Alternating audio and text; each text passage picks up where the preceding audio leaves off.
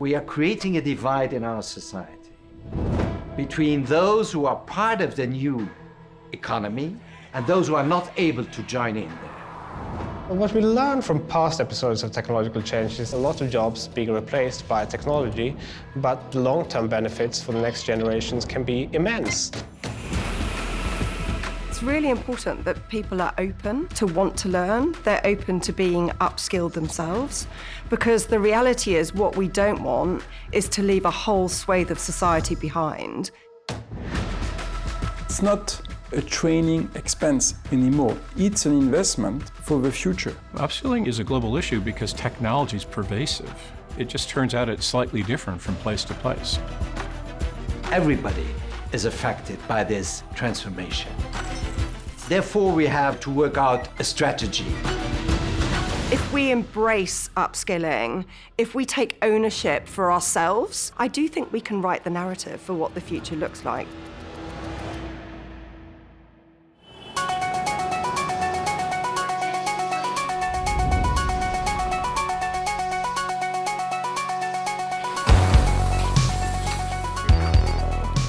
Our jobs are changing, and fast, creating uncertainty and challenges for the future.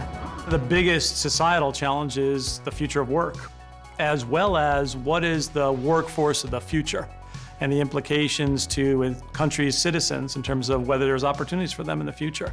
According to our estimates, roughly 47% of jobs are at risk of being automated over the forthcoming decades. And as a result of that, we could potentially see rising income disparities, as we've seen during past technological revolutions when old jobs disappeared as well. The Industrial Revolution caused enormous disruption for people who lived through it as their jobs and incomes disappeared. And I think we are at a similar time in history where we're seeing a lot of jobs being replaced by technology. People are governed by their fears at the moment. By 2 to 1, they think that the pace of innovation is too fast. 4 out of 5 actually believe that their economic circumstances are going to be worse 10 years ahead. And it goes down to, I basically am afraid that machines are going to take my job. What we don't want is to leave a whole swathe of society behind, which will create much bigger disparity than there is today in the world.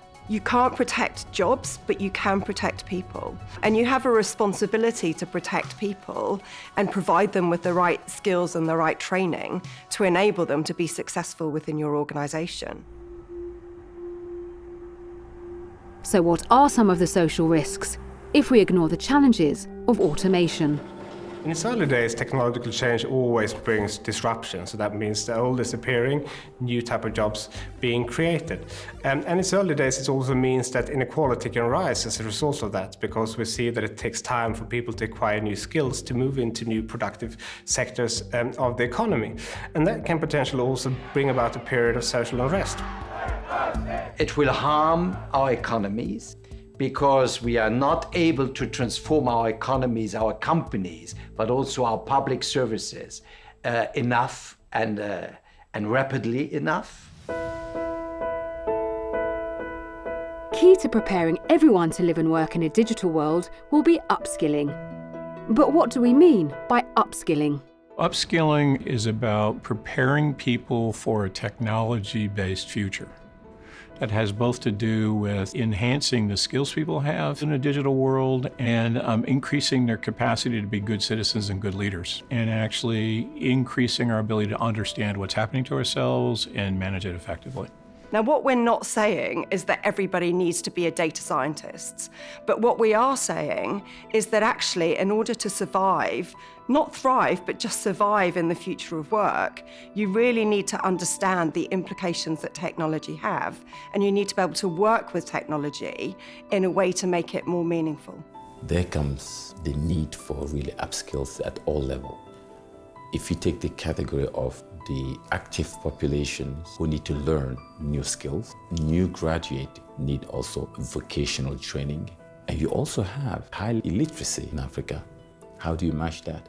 From an organisational point of view, helping people develop a growth mindset, understanding that learning doesn't stop when you leave school, it doesn't stop after your first round of post-university training, it doesn't stop after your first management role. Upskilling means making yourself relevant for future.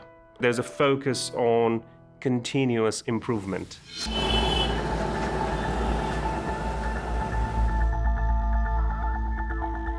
Upskilling actually is a global issue because technology is pervasive. It just turns out it's slightly different from place to place. So if you think about Africa, where there's a huge number of kids and a huge number of youth about to enter the workforce, we have a massive educational need and new job creation need. But if you think about sort of older countries, like in Europe and the United States, we have a need for radical upskilling and retooling of people as the economy changes.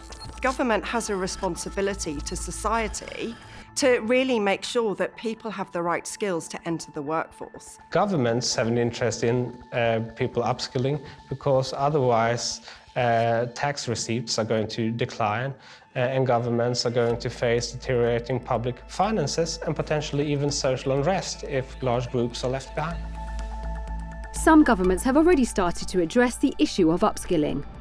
In Luxembourg, they've created the Skills Bridge project to aid the development of the national workforce. Either you close your eyes and then you have a lot of losers of this technological change, or you say, okay, technology is there, now we have to do the best for people.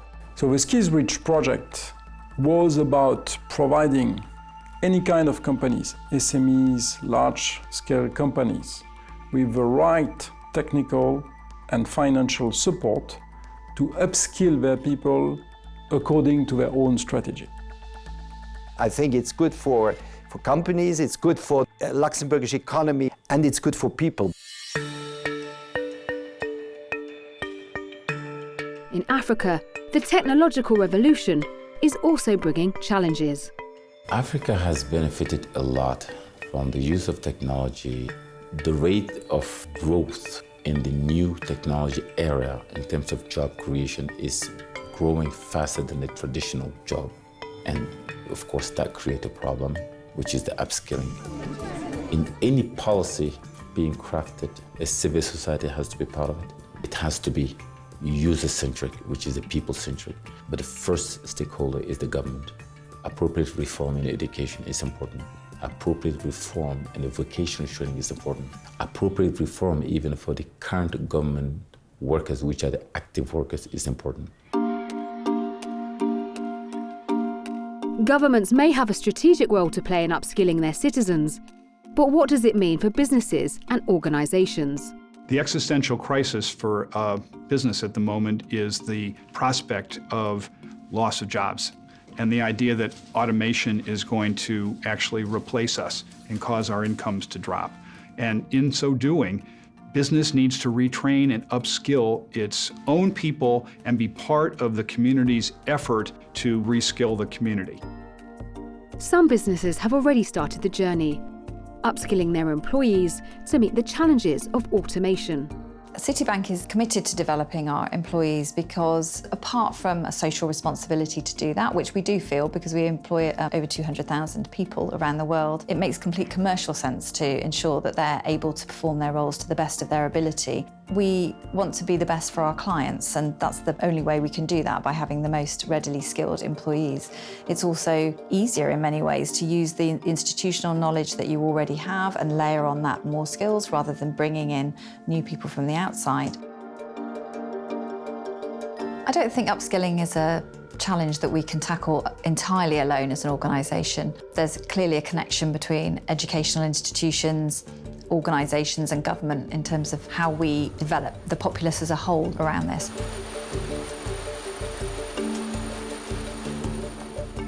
The PWC approach to upskilling is a comprehensive one. First, you have to create the environment for people to want to learn, adopt, and evolve. And that requires the right leadership.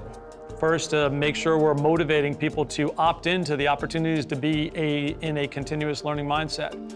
Second is you do have to provide the training and the skills and the coaching necessary for people to evolve and advance and to have both the job security and the job opportunities that will be availing themselves in the future.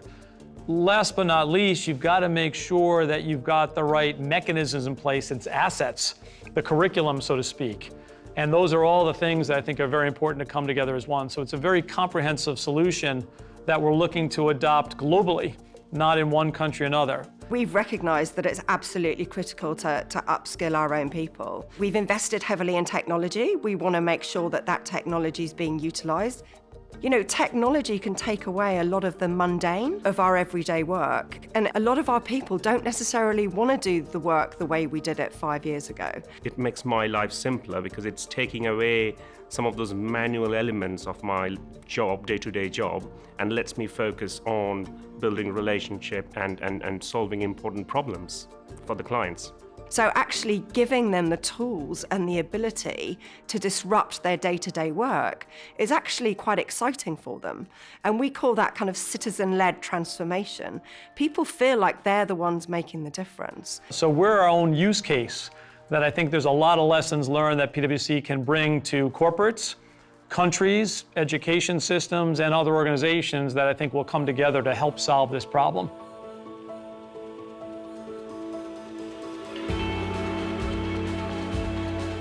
With the pace of change moving so quickly, now's the time to build a movement to address the issue of upskilling.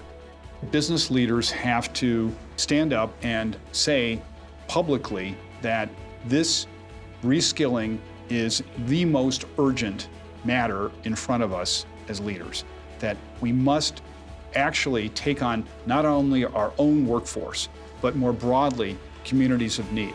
And those might include people who you wouldn't imagine. No one organisation has all the answers, and no one organisation can solve this huge issue on their own.